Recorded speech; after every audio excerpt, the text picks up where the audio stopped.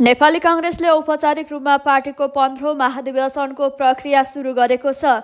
शनिबार पार्टी कार्यालय सानेपामा पूर्वनिर्धारित तालिका अनुसार 15औं महाधिवेशनका लागि निर्वाचन क्षेत्रमा खटिने केन्द्रीय प्रतिनिधिहरूलाई अभिमुखीकरण कार्यक्रम आयोजना गर्दै औपचारिक रूपमा महाधिवेशनको प्रक्रिया सुरु भएको कांग्रेस महामन्त्री प्रदीप पौडेलले जानकारी दिए।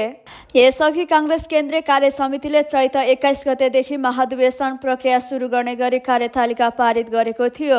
महाधिवेशनको तयारीसँगै सांगठनिक विषय, नागरिकसँग निर्वाचनको समीक्षा र सामाजिक गतिविधिहरूलाई समेत एकैसाथ जोडेर अघि बढाउनका लागि प्रतिनिधिहरूलाई अभिमुखीकरण कार्यक्रम आयोजना गरेको महामन्त्री पौडेलले बताए। 77 वटै जिल्लामा खटेका प्रतिनिधिहरूले आगामी वैशाख महिनाभरि सम्बन्धित जिल्लामा पार्टीको सदस्यता वितरण अभियानलाई व्यवस्थित गर्ने, पुराना सदस्यतालाई अद्यावधिक गर्ने उनले जानकारी दिए।